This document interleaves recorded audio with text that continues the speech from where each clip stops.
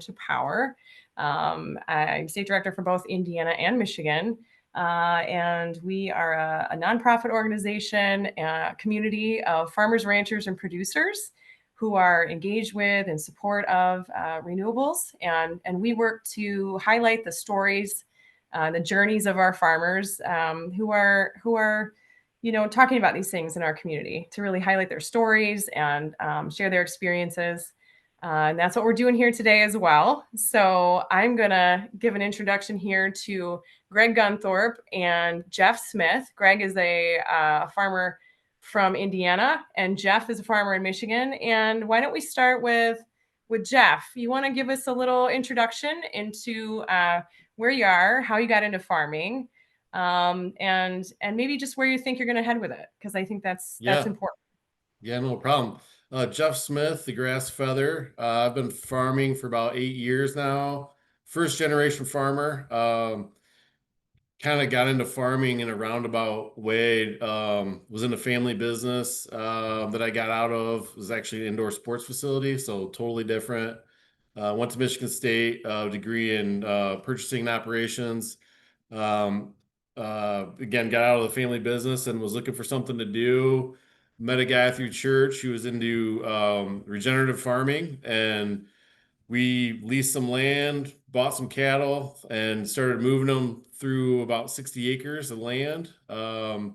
We started a direct-to-consumer meat business, and that's where I met Greg, because I needed to source. 60 acres isn't, you're not going to raise a whole lot on 60 acres, and we were buying pork and chicken from Greg, and he's actually really, I would say, been my mentor in farming. He's third generation farmer, knows more in his pinky than I'll ever know. But it's one of the things I really enjoy about farming is you learn something every day, and I will learn something every day until the day I die, and the work will never be done. And one of my goals with my farm, which we have cattle, about 200 Katahdin St. Croix sheep, laying hens, and a couple sows. Is to build it so that my kids can come back to the farm. I've got a daughter who's a senior at Kentucky, second daughter that's a freshman at Toledo, and my son's a freshman in high school. And they help on the farm, when they're around and can, and they like the lifestyle. And I grew up in kind of rural America, but I didn't farm. We had horses and whatnot, and I just see a huge opportunity in solar grazing to rebuild rural America. As I've, in my 8-year journey here, as I've, you struggle to find different income streams, and the solar grazing is very interesting because I think it can really change everything, for the small family farm, which we need to save and build up, and uh, you know, really, I think it's the one thing that can really save rural America, I think. And Greg can speak to this way more than me because he's been around for a lot longer, and him and I have a lot of great conversations about this. But it's exciting, and yeah, I don't know. That's so. I guess I'm working on a couple of grazing contracts. I'm building my flock of sheep. I've got 150 acres, about 120 grazable, building out fence and water, which I've probably got another year to build it all out. But I'm in a kind of a weird precipice here where I need a solar grazing contract, or I need to start selling breeding stock to other solar grazers or something, because I'm going to run out of land, with the numbers that you need to adequately service a utility scale site. So that's kind of it in a nutshell. But yeah, thanks for having me. It's my first webinar, but I'm excited to be here. Awesome. Well, thanks for giving us some background. And Greg, how about you hop in here and share a little bit about how you got into farming? I know that's a great story too, but also how you got in maybe to that second leg, right, with solar grazing, and what led you to this realm of advocacy that you're in now. Sure. Good afternoon, everyone. Great to be here. Greg Gunthorpe. We have a family farm in Northeast Indiana, We raise pastured pigs, pastured poultry, and grass-fed lamb.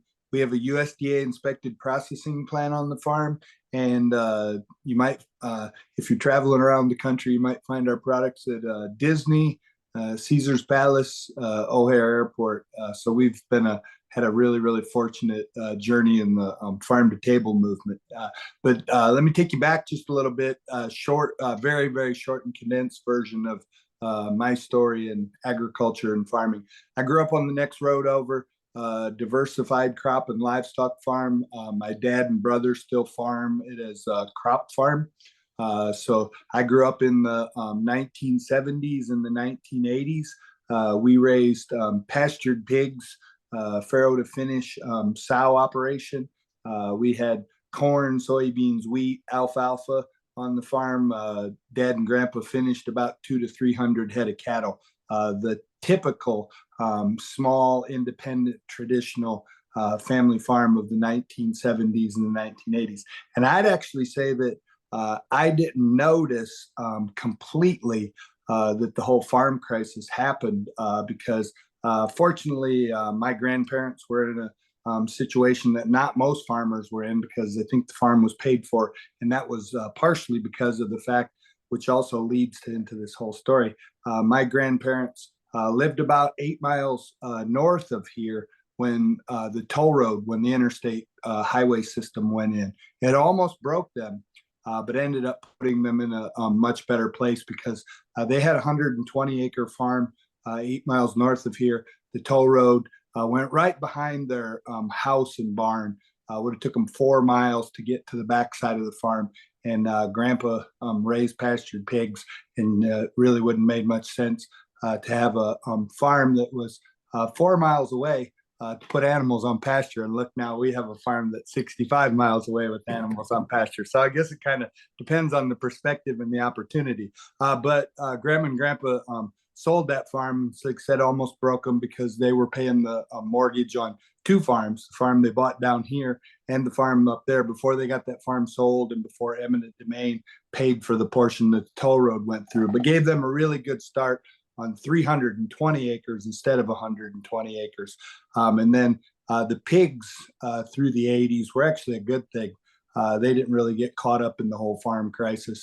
They didn't they didn't get caught up in the farm crisis until the late 1990s. In 94, after I had spent a summer in England and Scotland as an exchange student with the FFA after high school, got a degree at the land grant university in economics, come back home because I knew I wanted to farm. In 1994, Dad said, this hog market is done for the small independent. We're going to get rid of the pigs. I wanted to raise pigs. And I said, no, we're a low cost, low input pasture producer. There's actually a place for us in this market. And 4 years later, my wife and I sold live pigs for less than what my grandpa sold them for in the Depression. Not that my dad was a prophet or a wizard, because I should have seen the writing on the wall. But, when the consolidation and concentration that was happening in the hog industry and IBP, which is now Tyson, buys up a couple packing plants with the only goal of closing them down. There was too many pigs in the United States, and the live hog market crashed. At the same time, the price in the grocery store went from $2.59 to $2.61. And I thought back to those years that summer when I was in England and Scotland, and I stayed on 2 farms during that summer that they made their living direct marketing. In 1988, that wasn't a thing in the United States, but it was in Europe. And I thought, we can eke out a living if we get our pigs processed and we sell them to chefs in the big city. There was 2 people on the planet. My wife and my sister were the only ones that didn't think I was batshit crazy. And maybe I was, but I don't know. Well, we made it work. We started getting our pigs processed, and we sold them to chefs in the big city. And it took a little while to gain some momentum, but had we filled the paperwork out in 2011, we would have made the Inc. 5,000 list as one of the fastest growing independent companies in the country. We would have been somewhere in that 1,700. Still wish I'd filled the paperwork out, but literally when you're that fast of a growing company, you probably don't have time for all that kind of stuff. But farm to table has slowed down drastically since then. The big guys have kind of invaded that space. In a way, I actually feel like we're back in that 1990s, because a lot of the farm to table stuff now comes from the same big guys that are the big players in the conventional market, and we're kind of getting squeezed in that pretty bad, actually. But I don't think I mentioned earlier, one of the other things that we're doing on the farm is we have about 1,000 ewes on about 1,000 acres of utility scale solar. We used to raise about 120,000 pastured chickens a year. I actually really liked it. It was I feel like to do it well with an on-farm processing plant and running 2 shifts. You're like that little guy at the circus that's spinning the plates on the sticks, and you start stacking them up, because we literally had 35 full-time employees, and we had people here. The people leaving on second shift and the cleaning people were sometimes meeting the people coming on first shift. So you literally had people working almost 24 hours a day. But it was fun. It was really, really fun. But we finally hung up the pastured chicken after 2020. I highly recommend against being a food service supplier going into a pandemic. I think that I didn't have this gray hair before COVID. I think my memory was better before COVID, and I don't think I've ever tested positive for COVID. But I think the stress from COVID is probably more than person really needs. But when we got rid of the chickens, my son and I decided that we'd replace them with a flock of ewes. 2 of my friends, Will Harris, White Oaks Pastures, my whole family has spent some New Year's Eve down there, been good friends with Will for years. But he was just starting to graze some solar one of the trips that we made down there, and it just clicked. I mean, that just made sense. And another good friend of mine, Trent Hendricks, the Hendricks family, Cabrejo Ranch in Missouri, he had some extra ewes and yearling lambs. So we bought a flock of ewes off from him. And, just like Jeff, started moving around the farm, 1 to 3 day moves, never grazing regrowth, intentionally planned it so that they're highly seasonal, so that they lamb in the late spring, early summer, the same as they would do in nature. Makes it so that the lamb crop is sold and harvested before the winter. So the only thing that we have left in the winter is the dry breeding ewes. It's actually been a really, really cool system. It's way, way lower input than the non-ruminants, than the pigs and the poultry, because they're grass-fed year-round. We make almost no hay. Last year we fed hay 10 days. Probably if we'd have planned a little bit better, could have fed hay less days than that. So it's, I'm a huge fan of grass-fed meat. I think ruminant animals is nutrient-dense food. I think grass-fed meat is superfood, and I think that that ties into this the advocacy work that I've done over the years. I had the opportunity to serve on President Clinton and Secretary Glickman's Small Farm Commission back in the late '90s, and because of that, I've got, and partially because of probably my big mouth, it's got me in trouble at times, but it's took me to some really cool places. So I've been involved in advocacy work and policy in agriculture, and I guess I can say now with both sides of the aisle, but have done a lot of work on trying to protect the interest of the independent family farm and the small scale processor to revitalize rural America and to help to rebuild local and regional food systems.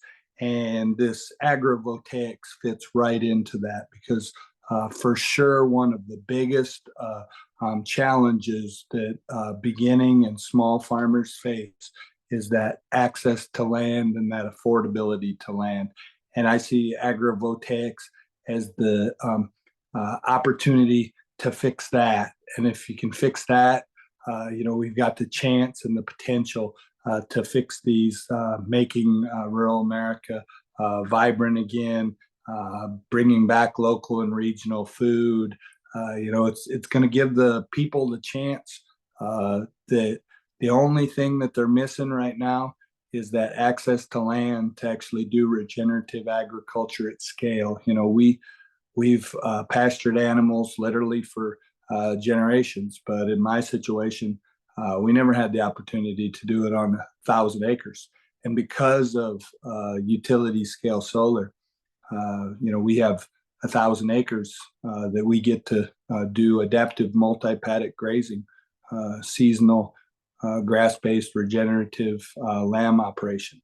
And I think that's the coolest thing of agrivoltaics and utility scale solar. So, I probably took up enough time, so I'll probably leave it. That's great. No, you've such a, I mean, it's important, right, to hear about how people have moved along this path and where you see the value. And you certainly have added context here that's really important. So, yeah, what I'm gonna do is move over to Peter and have him talk a little bit and from that developer lens, right?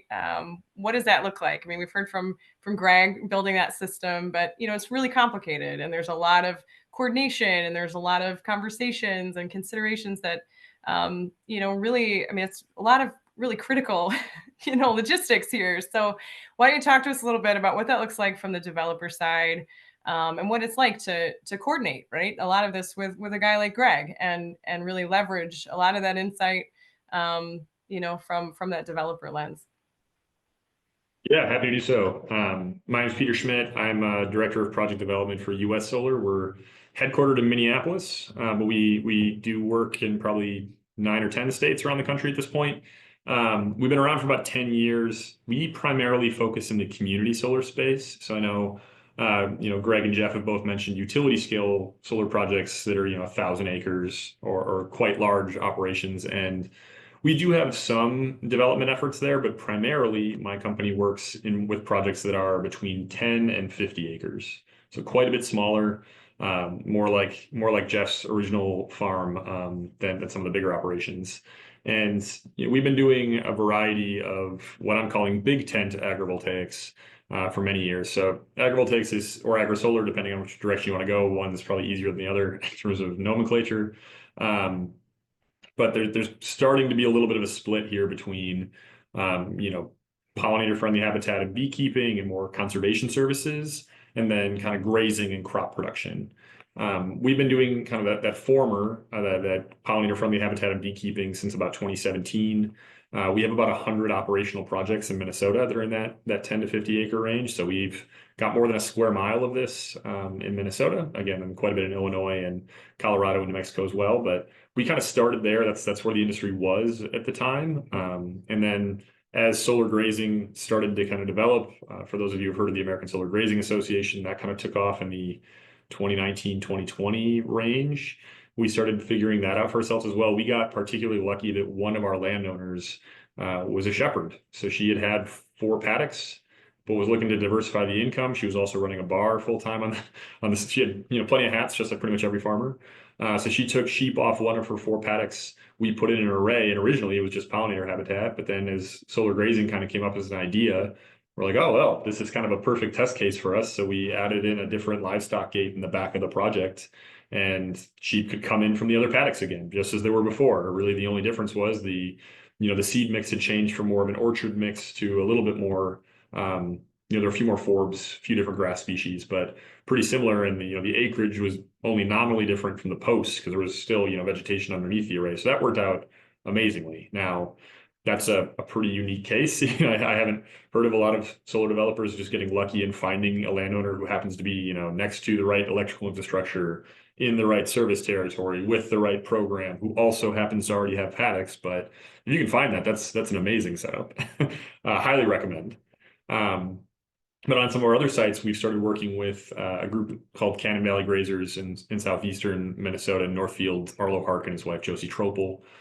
They've been kind of the Minnesota leaders for grazing so far, and we have them on a handful of sites. It's been an interesting relationship with them because I'm guessing, I'll definitely defer this to Jeff and Greg as we get to the discussion, but When you're looking at a utility scale project, that 1,000-acre project, you're probably scoping the services just for that project. You're not necessarily doing multiple at once. Maybe you're setting up a futures contract. But for projects of my size that I'm working with, generally we're doing a portfolio basis of vegetation contracting. So it's been harder for individual grazers to break in with us. And I've been trying really hard on this, but we'll have 12 projects already scoped to one vegetation management contractor. And candidly, part of the pollinator-friendly habitat benefit is that after year 4, 5, 6, you're only doing one visit a year. But it's been hard for sheep grazers in this setting because the highest cost is, from what we're hearing, is the mobilization piece. And if you're only mobilizing for a 10 to 50 acre site that's done in 3 days, 4 days, how are you competing with mowing? How is it making it work for you to have to truck sheep all over the place? Is that the right operation or not? We've managed to make this work with Arlo when we have kind of these clusters of projects that are all within a mile of each other. So they're kind of daisy chained down a road. So you can just move the flock from one to the other. Sometimes he puts them back on the truck. Sometimes you just run them down the road for a mile. Either way. So that's been something we've been working on. And then kind of getting to Greg's farmland access piece, we've most recently been working with a group called Big River Farms here in Minnesota, who are they're a training program. They're for emerging farmers. They're an incubator farm. They have 150 acres right on the border of Minnesota, Wisconsin, and they teach new farmers how to farm in a regenerative manner. Sometimes these are farmers who are immigrants who happen to be farmers elsewhere but are adjusting to the Minnesota environment. So for example, some of our farmers are from Kenya, and turns out Kenya and Minnesota, very different growing seasons, very different growing crops. But the idea is after you go through this kind of training program with Big River Farms, you learn about the paperwork you have to do in the United States, the insurance, the market connections, that they would go out and find their own farms. And the results were that they were finding a lot of farmers were having a ton of problems finding access to land, finding farms of their own after they're getting out of the program. They wanted to farm and had nowhere to go. Or they'd get 1-year leases, which made it almost impossible for them to invest in perennials or soil or building soil or any of the fertility treatments you'd want on the farm. And that's where we kind of got connected with them is, we could comfortably offer 10, 15, 20-year leases for free because it covers some of our vegetation management needs. Now, the trade-off is you're farming underneath a solar array, but there's a lot of useful land there, from when our modules are flat. So at their narrowest, we're talking about still having 15 to 18 feet clear underneath. And then the space underneath the modules, you can still use in some settings, it's not like it's bare soil. But I think getting more farmers on those sites has been really eye-opening for a lot of them and how much space there actually is. Just in the clear space, not even mentioning the under spaces. And we were also seeing that it's been a really comfortable relationship for a lot of those farmers because during the heat of the day, they've got a little bit of shade underneath the modules, just like the sheep do, just like the cattle do, just like the pigs do. So it's been a more comfortable harvest experience. You do have to watch your head depending on the time of the day and the part of the row you're in, but it's been a really good relationship for us. So we've continued to grow that. We're in our second full growing season now. We've moved from having 2 farmers in our first year to having 7 on the second year, and we're hoping to expand more next year. And now we're trying to figure out, okay, how do we replicate this in multiple sites? In our case, we're doing a lot of vegetable production, so you're not going to necessarily do a 1,000-acre vegetable farm. That'd be a pretty extremely large vegetable operation. You could do it, but that'd be a different play maybe. But we're trying to figure out, when we're thinking about projects moving forward, how do we set up some sites for crop production, some for sheep grazing, some for cattle grazing, and some, depending on the soil type, maybe those are just a conservation pollinator services arrangement. But we're kind of trying to build our toolbox in that sense. And particularly for us, we've been kind of, you might have heard in these stories, I've been chasing things. We've been adjusting as new things come to market as ideas. But now we're trying to figure out how do we get more proactive and setting up our sites intentionally in advance, having a farmer intentionally set up in advance and knowing what they need in terms of storage sheds, pack sheds, coolers, lights, toilets, different gate types. Those are pieces that we've been, retroactively doing to our projects. We're trying to figure out in advance is kind of the next challenge. And how do you thread the needle of, for me, I would love to be able to tell a farmer that, 8 months from now, 10 months from now, I have something for you. But actually the development timeline might be 2 or 3 years. And how do you not keep them on the hook from doing other opportunities, but also still bringing in their voice early enough where they can get kind of the things tailored to the site that they need. So that's kind of what I'm working on now. I do a little bit of everything. My company, when I started, I was the 6th employee. We're up to a little bit over 100. So I've seen a little bit of everything that we do. I'm trying to carve out a niche for myself with the company where I can focus pretty specifically on kind of our agrivoltaics, agri-solar work, whether that is meeting with farmers, working with our operations team on design, and showing up at permitting meetings, anything in between. So that's kind of where I've gone. I think that's probably a good enough ramble to start, at least, to give you some sense of what we're working on. Well, thank you. Thanks for the introduction. What I want to do, maybe you can just follow up, and then Jeff and Greg can jump in as well.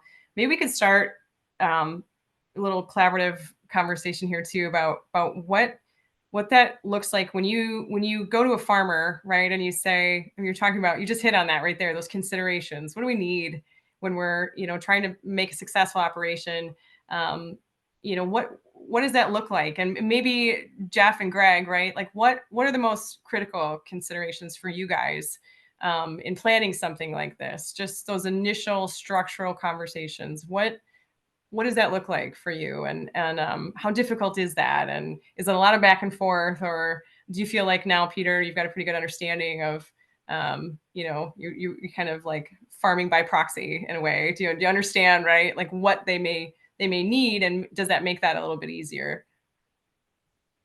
Well, I'd certainly say I'm cosplaying as a farmer, if anything. So, let's keep myself out there. But for me, I think the big starting question that we've been trying to think about more critically in our office is the farmer the landowner, or is the farmer someone we're working with who is not the landowner? And that kind of changes the equation quite a bit. So when we're talking to our initial landowner, sometimes it's a farmer who's looking to retire. Maybe they don't have the next generation lined up. Sometimes they're just trying to use a part of their field, so they're hedging for the rest of the operation. And sometimes they've always been more of a landlord property owner who's has a tenant farmer. And we've always talked about our agrivoltaics desires in our contracting. We write it into our leases that we are like that part of our solar activities includes pollinator habitat, grazing, beekeeping, and crop production. So it's explicit up front that we are allowed to do those activities as part of our solar lease, which I think is something that's been very helpful for us as we move forward. But if I'm talking to the landowner who's also the farmer, it's a lot easier to plan from day one because we already have them in mind. If we don't have that in mind, it still means that I'm still trying to find that farmer, but it might be a little bit later in the development process. Still ideally, again, with plenty of runway, but it's going to be someone who's not going to know the land quite as well. I'm not saying it's a bad thing, but you're just going to have a different familiarity with the site and where you should be, what you're going to need. And there's just going to inevitably have to be more flexibility there. As Jeff and Greg, I'm sure, are also finding, the bigger the project, once you're above probably a couple hundred acres, it's a lot easier in many ways to deal with livestock than it is with crop production. Crop production, I think, has had a lot more moving parts in it. And that's why maybe it's not the best fit for every single site maybe we're gonna be wrong on that. If we get proved wrong on that, that's great news for me. There's no data is bad data for us. Where I was trying to adjust based on whatever we learned. So I'll pause there because I'd love to hear from Jeff and Greg on what their thoughts are. But for us, a big question is it the landowner farmer, or is it someone coming in? Both are super beneficial, but just hit at different times in the development cycle.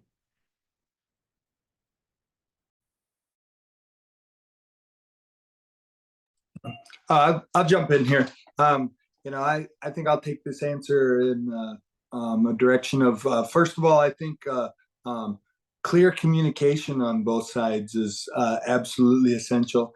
And I think that one thing farmers find, and definitely not with Peter here, and there's a couple other companies that it's not the case, but I think one thing that farmers find in the corporate culture is who they even are supposed to communicate with, or how they can even figure out how to communicate with those people. Because it's very easy to find someone within an organization that will say no, but it's very difficult to find the people that actually have the authority to say yes. So negotiating deals to put sheep grazing on utility scale solar is difficult at best in just finding the people, so that you can give them your quick elevator speech, because my elevator speech is that solar grazing sheep on utility scale solar that they actually do a better job, and that they do a better job at a slightly lower cost than mechanical mowing.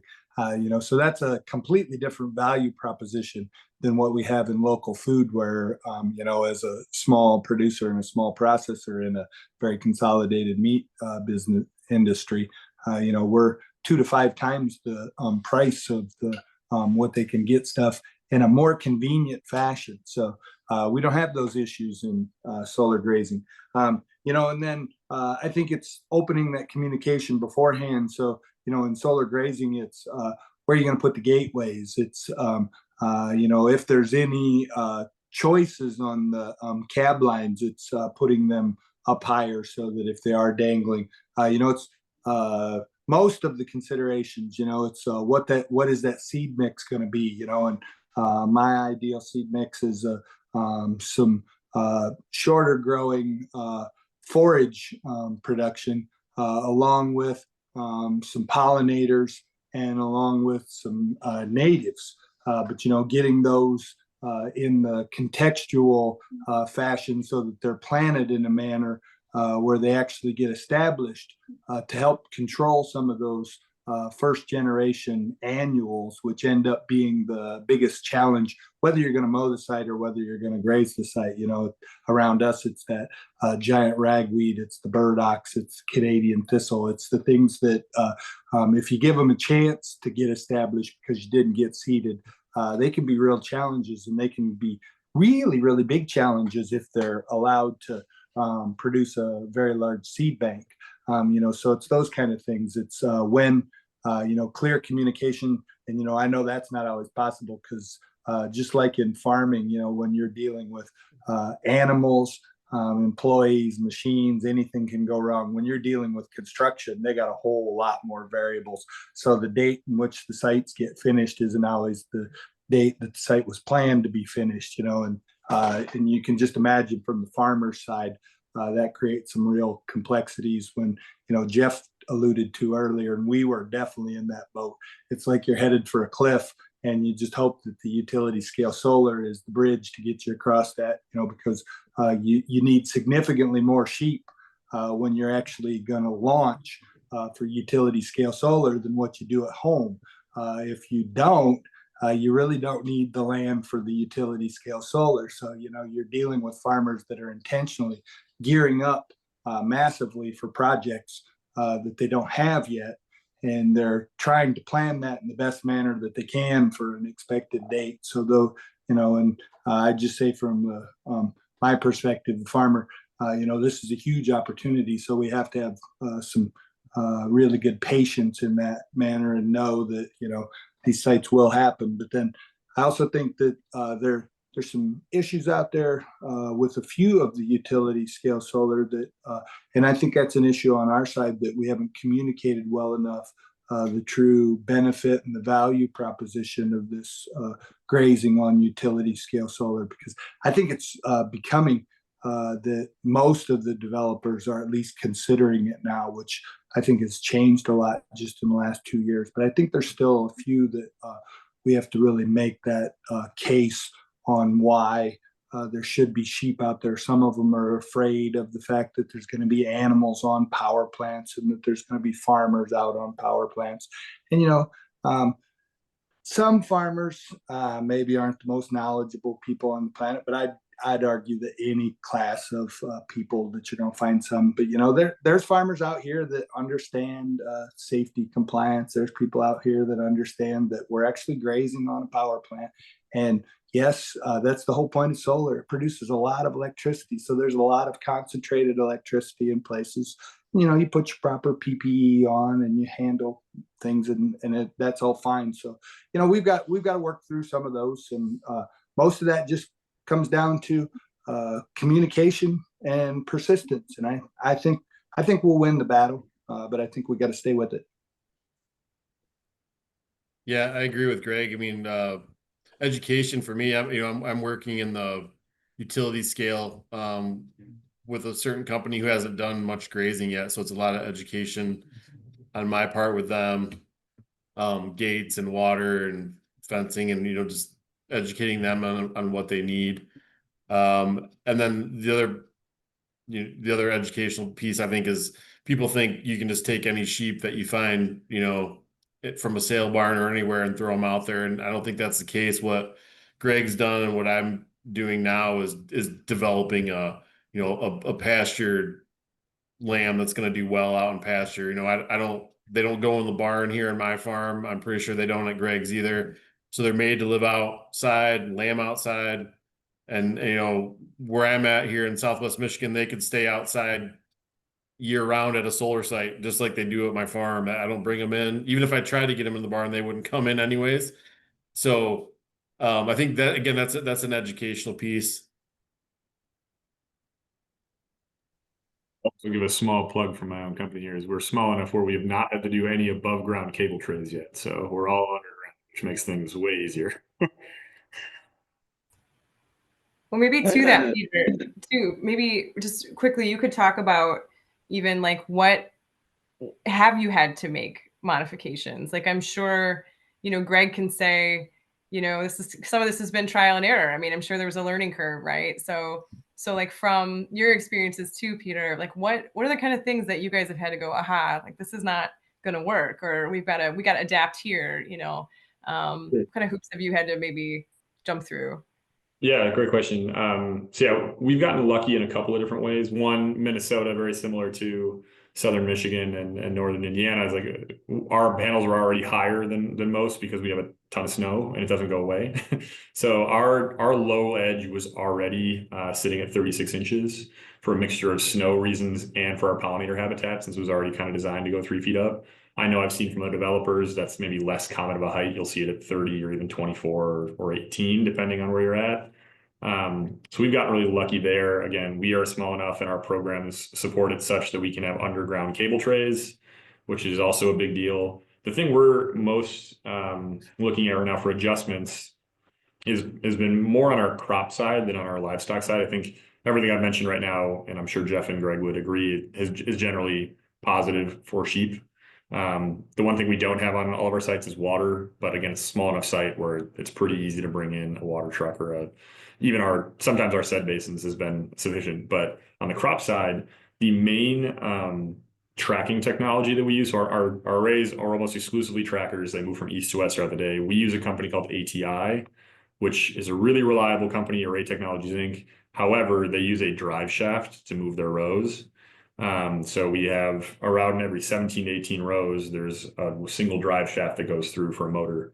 And this is really great for the solar operations side. We have a lot fewer moving parts. It's been really reliable. The service is great. It has been really hard for crop production because you can't drive a tractor right down the middle. I mean, it'd be challenging for sheep grazing in some ways as well. Since if you are trying to herd the sheep in some ways, you don't have a dog, you're trying to do it on ATV or something instead. Maybe you don't have the same flexibility, but that is something where we're looking at, does this need to change our standard design, because this drive shaft, though it has benefits on the solar side, is a little bit of a detriment on the agrivoltaic side. Some of the other elements, maybe we'll leave more buffers around the exterior of our arrays for things like pack sheds or cooling sheds or toilets, whatever else. Those have been easier to retrofit though, because we already had kind of buffers for equipment turnarounds and things like that anyway. But the drive shaft is one that I know is coming up for us a lot in conversation. Divina, the big comment that I always like to make about the drive shaft, we graze a array site which does have drive shafts, and I think that is one of the big selling points of sheep. Those are probably the most expensive sites on utility scale solar to mow for mechanical vegetation, because there's really no equipment designed to mow those sites that's commercially available, short of a zero-turn mower. And anybody that thinks they want to go out and mow 1,000 acres with a zero-turn mower that's 6 or 7 feet wide, that's really designed to mow lawn grass, not designed to mow hay crops on a construction site. So the sheep are gladly out there. The sheep are gladly. We jokingly tell everyone we train our sheep to first eat under the panels and first eat at the cab line. And miraculously, the sheep do that. And we didn't train them, but that's just the nature of sheep. So they literally start under the arrays, and they like to congregate at the cab line. So they literally remove the vegetation in the hardest places to mow, which is just really, really cool. And like I said, they do a better job at a slightly lower price. And long term, I always recommend to all developers, build your site so that utility scale solar, so that they're sheep friendly. Put the gates in the various arrays where you have to cross roads, so the gates line up.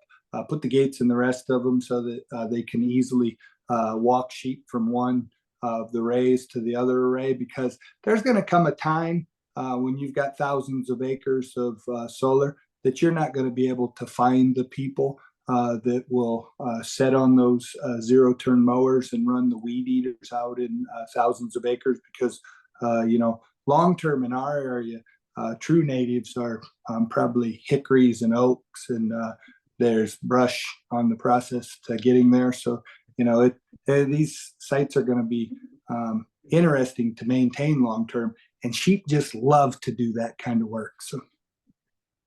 So I say put more of the drive shafts out there. Our sheep don't mind. Well, I want to take a minute to open this up, right, to some questions if we've got any. I don't know if anybody's got here. I mean, this has been a great kind of first step, right, and understanding. Oh, this is very complicated, clearly. But does anybody? I want to open it up. Does anybody have any questions for these guys? Yeah, I actually had a question. I appreciated a lot of the insight on just like the importance of communication between the grazers and the developers. And this probably more specifically for Greg, but like what kind of I guess like what kind of ideal situations would you like to see with some of these grazing developer relationships? Like, you probably had a lot of experience with different entities, which groups did it better? What kind of like employees or management structures did they have in place to kind of help remove some of those communication barriers? Does that make sense, Greg? Yeah, that makes sense. The several of the companies now have a agrivoltaics or grazing person, as well as they have a vegetation person, and then they've got the operations team and the development team. And I just recommend getting the grazer involved with them, all of them early, because I really like to see seeding started before even construction. And like I said, I have suggestions on sites that we could potentially graze that I think would improve the sites, whether they were going to get grazed or whether they're going to get mowed, because you want as minimal disturbance of that soil, and you want some roots in the ground so that it's growing. But get those people, make those connections early, so you start that communication, and don't just start it with the grazing person or the operations person. There's some overlap, and farmers don't always have the insight on the best management practices for solar. But just remember that oftentimes farmers do have some really, really good insight on the context on what does grow and how things grow, and best times for seeding and best times for establishment, and ideas for where the gates should go, and where you could put water and those kind of things. So give the farmers a chance to provide some input on those. And we've had excellent luck in that, where companies like to listen to those suggestions.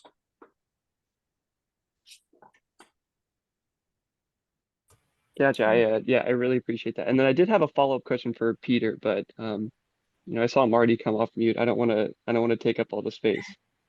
Oh, that's okay. Go ahead.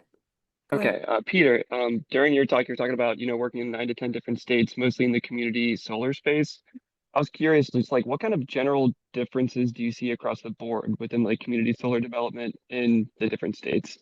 I know it's not quite as related to agrivoltaics, but I know that especially for me at Farm to Power and being more used to utility scale solar, the community solar space is like a little more nebulous, if that makes sense.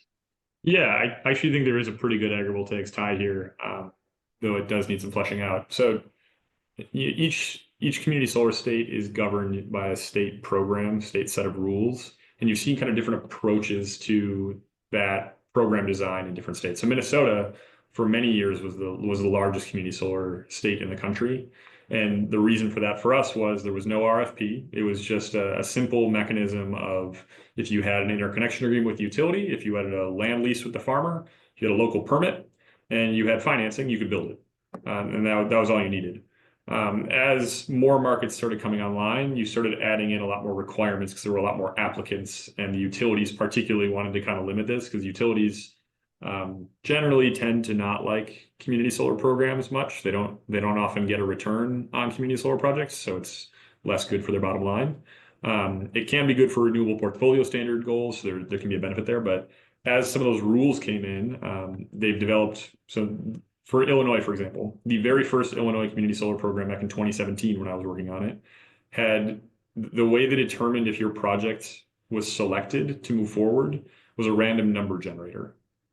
You had to have a certain set of things. You had to have a permit and you had to be in the interconnection queue, and you just put your number in a bucket more or less, and they picked it out, and that's how they selected the project, which was, as you can imagine, a terrible way to select projects. Terrible. So as you've kind of gone from that awful approach to more refined approaches, you're seeing a lot of programs now that are having more or less de facto agrivoltaics requirements. Now, what agrivoltaics means in those different market settings is different. Sometimes, again, pollinator habitat by itself is fine. Sometimes you only need a percentage of your site in pollinator habitat or grazing or crop production. So some of those rules differ. But I will say it's becoming essentially an element that you almost need to get selected for projects. Because a lot of the times what they'll do is they'll say you get a certain number of points for different criteria. And one of those criteria is agrivoltaics or agrisolar in some way, shape, or form. Now, the downside of that is there's kind of, and this is true for both community solar and grid scale solar, there's often a different land person than there is from the developer, than there is from the construction company, than there is from the owner. Particularly utility scale projects might change hands that many times. Community solar, it's usually only maybe one change of hands, but oftentimes you've now got, one company committing to doing agrivoltaics or agrisolar who has no intention of actually building the project. They're going to sell it to someone else, and it's going to be their problem to figure out. And that can lead to some of the exact communication problems that Jeff and Greg have brought up. Is you might not know who you're talking to because you might have started a conversation with one group and you're now ending with a different group. That's one advantage, again, that we've had is for community solar, we own and operate about 90% of our projects that we started developing. So we can have that consistent communication throughout, but that's not normal for the industry for the most part. But for community solar, again, in these markets, they're at least trying to be more intentional, coming back to your question at least, about adding agrivoltaics in there. There's still these other hiccups that need to be addressed because essentially what it's becoming is like you have to check the box, even if you don't have any experience or particular expertise in that area, but it becomes kind of the pay to play type of opportunity. Does that kind of get at the question you're asking?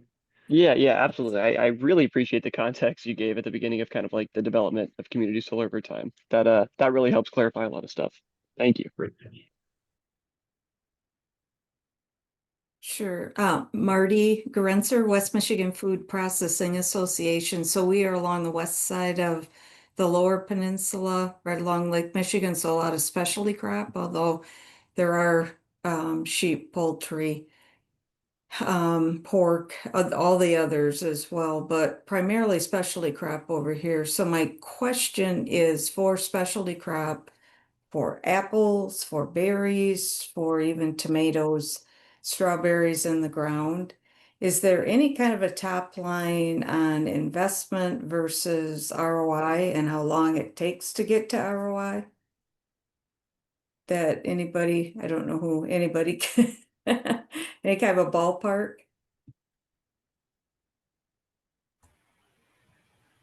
From the non-farm side, I don't have any ROI numbers. What I can recommend for a resource is the National Renewable Energy Laboratory puts out a lot of research on this through the Inspire project. If you search them, they have a whole database that has splits between specialty crops, grazing, a ton of research there. I'm not sure how deep the economic research is, but I would highly recommend reaching out. Jordan Macknick is kind of the head of the NREL group.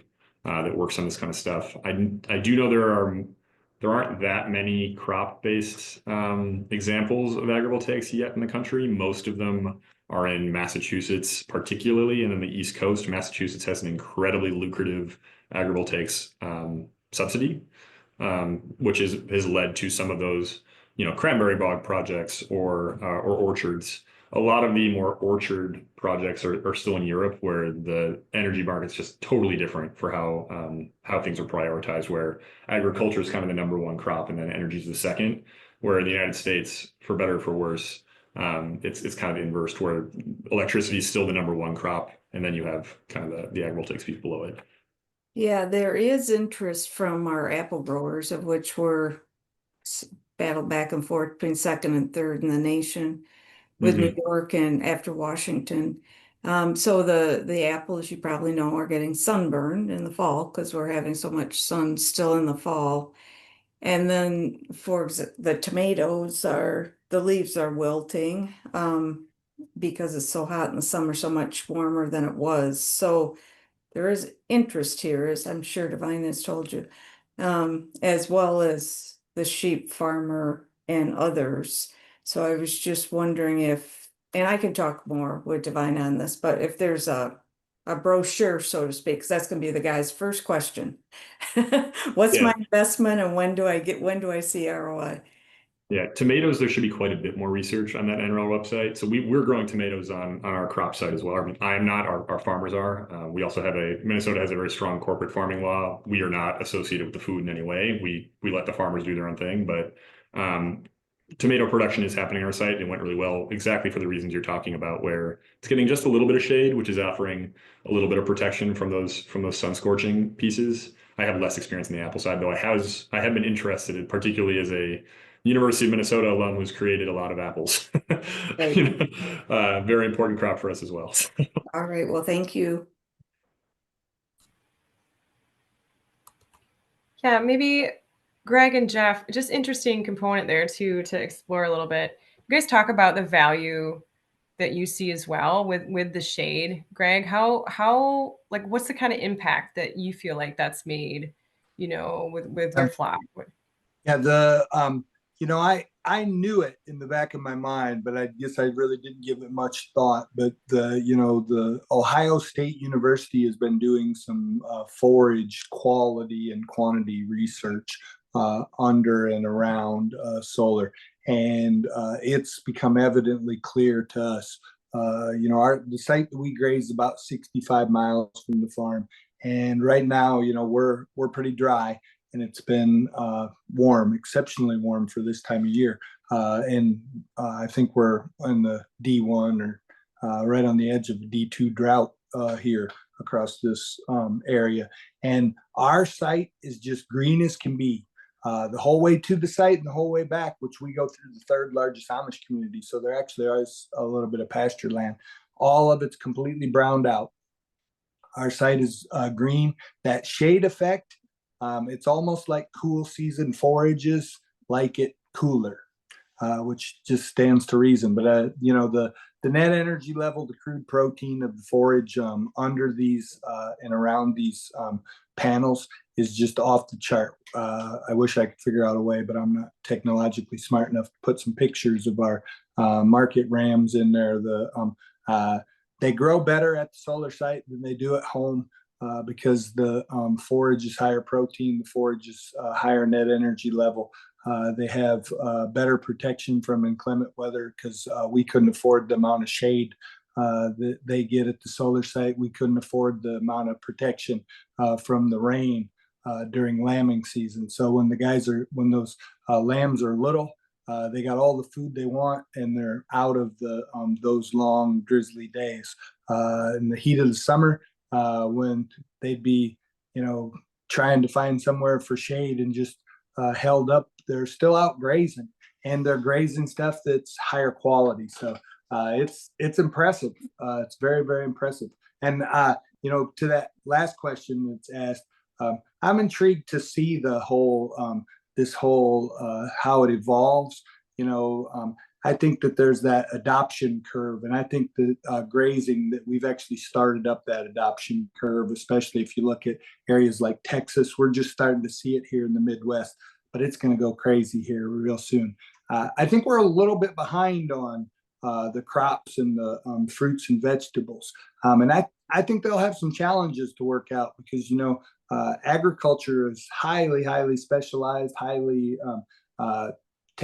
technology and large scale equipment, and that doesn't really easily fit into solar sites, especially if you got array trackers, but maybe with Next Tracker and some buried stuff. But I think that some of them will figure it out, and I think that there's some crops, especially some vegetables, that will actually really like these solar sites and will actually grow and yield better and be more nutritious food and just better quality, so fit into the marketplace. So I think we'll see some of it.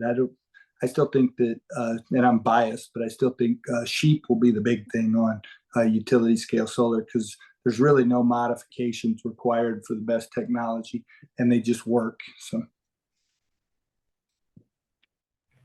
Well, all right. Well, thanks for that, you guys. And we're kind of getting into the final minutes here. Just want to see if anybody's got any other questions as a follow-up before we close it out. Or anything else to add? All right. Well, thanks, you guys. This has been super insightful, as I expected.